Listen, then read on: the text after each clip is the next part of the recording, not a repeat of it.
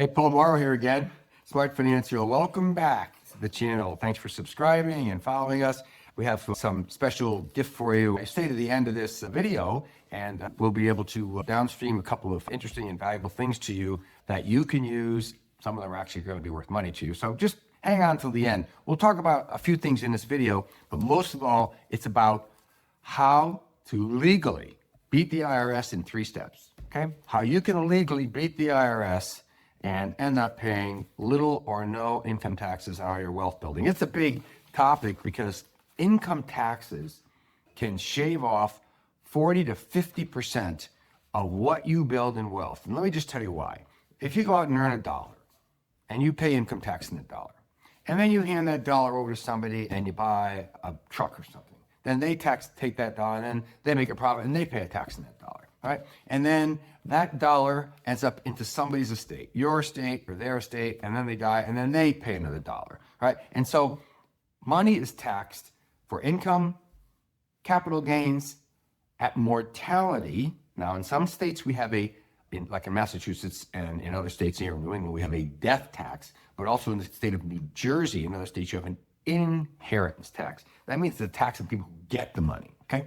And in the worst case scenario, imagine you leave money to people, you pay an estate tax, they pay an inheritance, it's another 50% haircut, okay? And of course, you've heard me talk about the fact that at the end of your life, the IRS never forgets, and thereafter, income tax on all your retirement funds. So let's just talk about how to legally beat the IRS. I don't want to see any of you guys following this video from being incarcerated and locked away for doing income tax fraud. Now, let's just play it super straight. We're not talking about doing anything that isn't right between the bright lines of tax savings, okay? So today, number one, I would like to remind you that we're going to have a conference about this topic in September of 2025 in New England here at Marriott Hotel in Newton, Mass.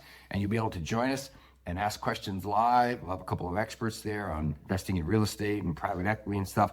And a lot of these topics are going to come up. So you can get the recap of this at the end, and we'll get you a punch list on how to do this.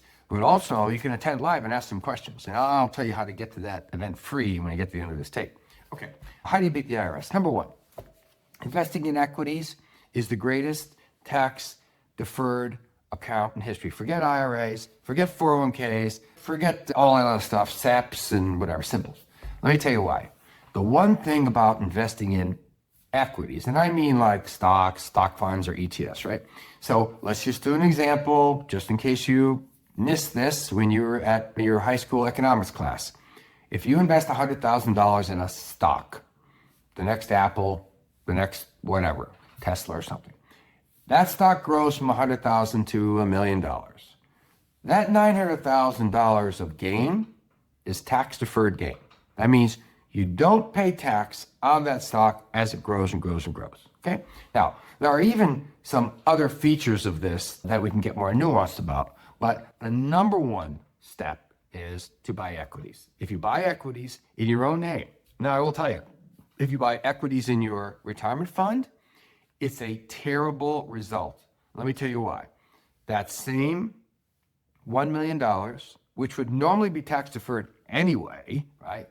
If you put it in your retirement fund and you sell it later in life, you don't pay capital gains, you pay ordinary income. The IRS loves this, okay? You took a capital gain asset and you converted it to ordinary income. That's like reverse income tax planning.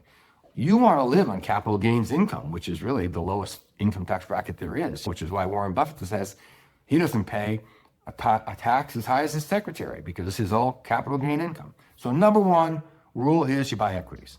Number two, as you're living your life, sometimes you need money. You might have this $1 million worth of Apple stock, or you might have $1 million worth of Walmart or something, and you might think, gee, I think I'd like to buy that place at the beach for $500,000. You don't sell the stock. It's actually income tax free to borrow against the stock. So number one, you buy equities or equity funds or whatever. And number two, you don't sell them, you borrow against them. Borrowing against your equities is income tax free. Here's the real hot part about it too. So let's say you have a $500,000 loan against your $1 million portfolio. By the way, shopping for the right brokerage to have those loans be reasonable is a hot topic. I will tell you, we can give a plug to a few of them. We happen to like Interactive Brokers, and we happen to a few other brokerages that have lower cost, what we call equity margin loan rates. But there's a few others. Make very sure that you're borrowing from the lowest cost brokerage company, and email us about that. If you want to, by the way, my opinion, and I have no dog in this hunt because I don't own a brokerage company, but I'm happy to give you a little bit of advice on which brokerage companies work the best for that. So you have a $1 million Apple block of stock. You borrow a $500,000 against it, tax-free. You didn't sell anything. And then, when you're thinking about this, if there's any dividends or income in your stock portfolio, it is directly credited against any loan interest that you're being charged on your portfolio loan. So this is interesting. McDonald's is the best example of all, because McDonald's, I think, has today about a 4.5% dividend. Great stock. The amount of burgers I see my family eat there, they're not going to go out of business. So if you have $1 million block of stock that's paying a big dividend that you might normally pay taxes on, if you borrow against it, go buy the beach house for $500,000. Right? The loan interest is credited against the dividends, and so you could have a net wipeout of your income tax on an annual basis. So that's the midterm part of this. Number one, you buy equities, they appreciate, tax deferred. Number two, you borrow against equities, that's tax free. Number three, the interest charge on your portfolio loan is deductible against the interest earned on your dividends earned on your portfolio loan. This is all very fun. And it's how affluent live by. The affluent don't sell their stocks, they borrow against them. That's just the way it is. Many of you ran a financial practice for 50 years, and we saw a lot of people's money and a lot of affluent folks, and God bless them, they all made a lot of money, but they didn't want to pay any taxes. Kind of normal. It's a normal urge not to want to pay taxes. And I think that in this particular way, you can legally get a tax deferral, get tax-free income, get interest offsetting your dividends, and then the ultimate fourth step of this is that you're going to pass away someday. And under current law, now, I don't know about the laws in the future, and I think you all live a long time, and you know that I wrote a book about this called Smart Financial Longevity Planning, which you can get on Amazon or email us about it, which was a follow-up to Smart Financial Grandparenting, and it's the second in the trilogy. The third book coming up, which is Smart Financial Wealth Building, is going to be out in June.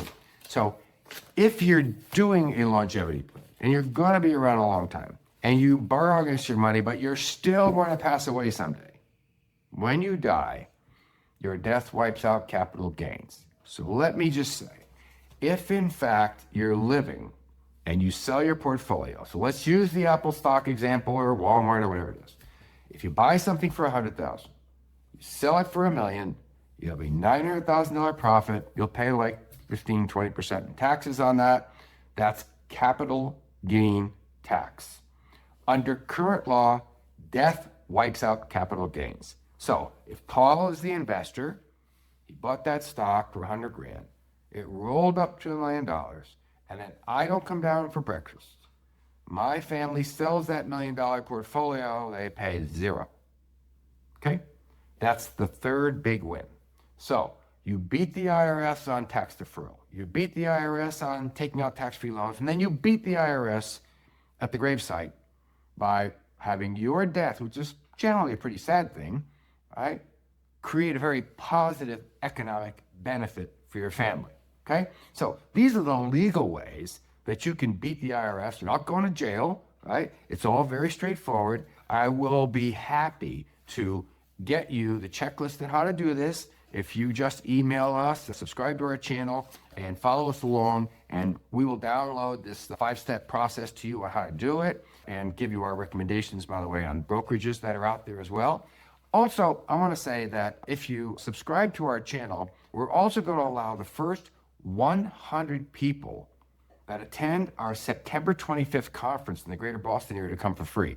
Now, this is a conference, it's an economic forum, and we're going to have people speaking on Boston real estate and some on private equity and investing in things pre-IPO. It'll be fun, and I'll be there. We're going to have a lively discussion, question and answer session. There'll be a great dinner provided by the Marriott hotel chain. It'll all be great. Some people have to pay. Subscribers, if you hit that button, that want to go, can go for free. By staying here to the end of this, you gained a couple of benefits, I hope, that can help you. And if you enjoy this video, share it with your friends, anyone who's trying to not get in trouble with the IRS by doing things illegally to save taxes. Let's try to beat the IRS legally using their own rules and regulations. That's just the art of being smart. And I'm Paul Mauro. I'll see you again next time on Smart Financial.